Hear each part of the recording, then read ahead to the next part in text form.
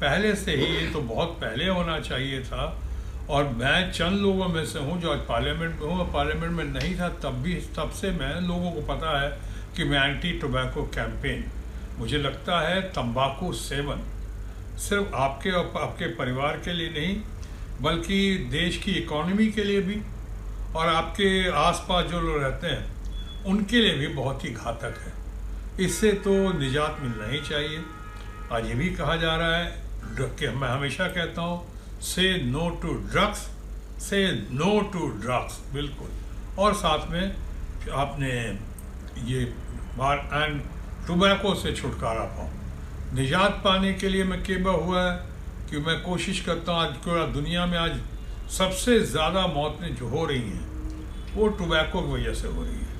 उसमें हार्ट का मामला आता है, उसमें आपको कैंसर का मामला आता है, उसमें आपको जितना आप पीते हैं या खाते हैं सिगरेट, तंबाकू, च्यूइंग टोबैको, ये सब करते हैं आप, गुटखा हो, खैनी हो, जर्दा हो, सिगरेट हो, बीड़ी हो, इन हुक्का हो, इन चीज़ों से आपको बहुत तकलीफ है। दुनिया में सबसे ज़्यादा मौत अगर किसी चीज़ से होती है तंबाकू रिलेटेड डिजीज़ से होती है, ये जानना बहुत ज़रूरी है। और आज नशा के बारे में कह रहे हैं, नशा को दूसरा भाग ये ड्रग्स के बारे में कहा जाए तो ड्रग्स जो है सोसाइटी को बर्बाद कर रहा है, ना सिर्फ पंजाब, महाराष्ट्र और जगह जगह अभी बहुत, लेकिन अभी भी अलार्मिंग स्टेज में नहीं है।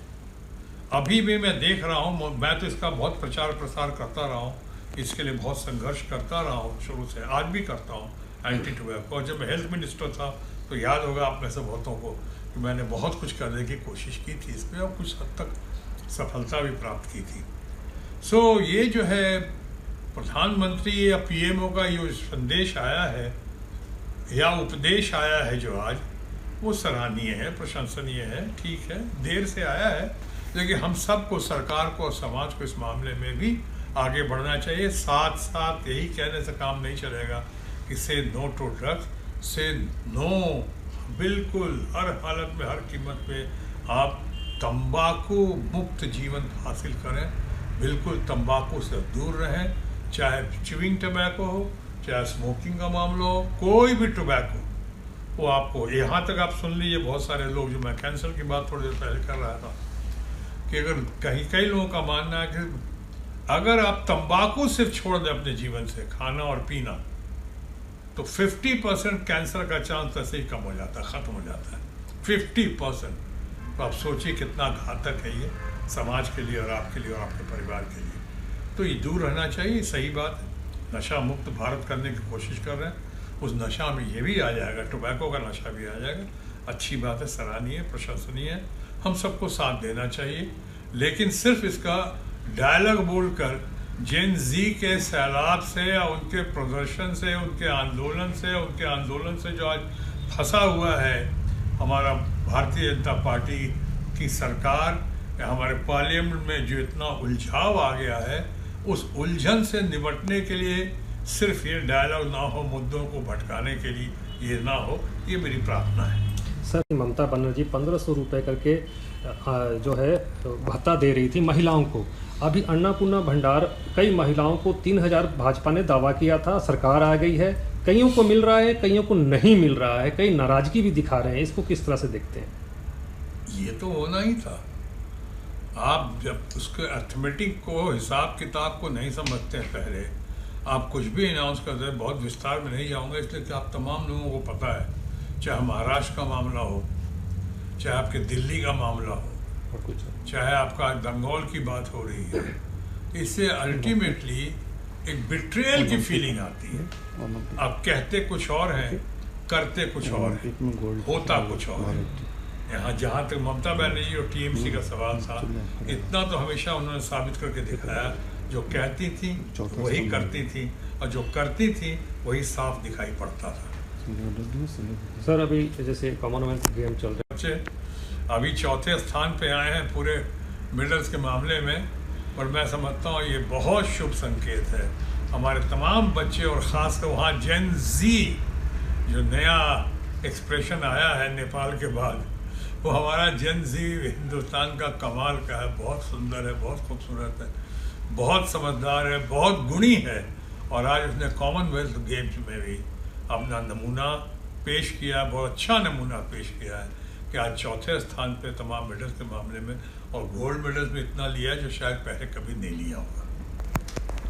बधाई। की साथियों विधानसभाएं इस चुनाव में हार गए हैं, जहां से आप लाख लाख वोटों से आपके चुनाव के समय वो विधानसभा जीती गई थी, वो भी विधानसभाएं हार गए हैं, क्या कहेंगे? देखिए, पहली बात तो है कि कोई बात नहीं, लेकिन हमारे लोग तो हैं, आसनसोल की जनता जो मैं प्यार करती है, उन्होंने एक जिम्मेदारी तो सौंपी है मुझे। मैं यहाँ पे रिकॉर्ड मतों से जीत के आने वाला MP हूँ, उनके आशीर्वाद से, आसनसोल और बंगाल की जनता के आशीर्वाद से।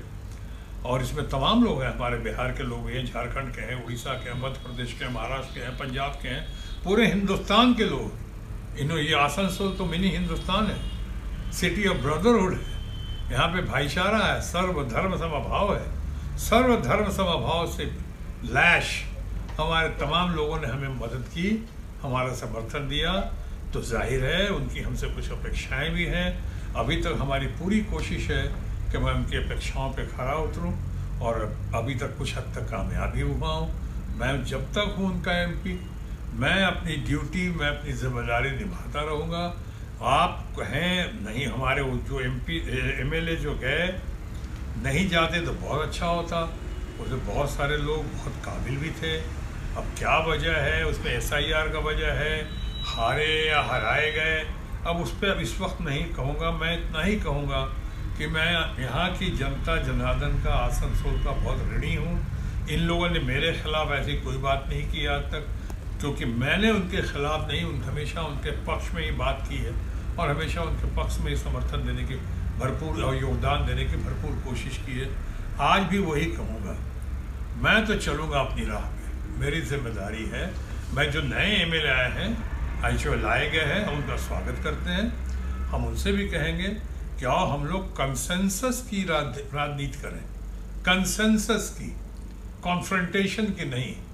आगे बढ़ो, अपने आसनसोल को आगे बढ़ाओ, बंगाल को और गौरवान्वित करो।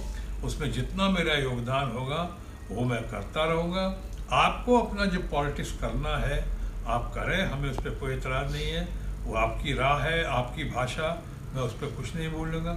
लेकिन जहाँ तक मेरा सवाल है, मैं इतना ही कहूँगा कि जो उनका काम है वो अहले सियासत जाने, जो उनका काम है वो अहले सियासत जाने।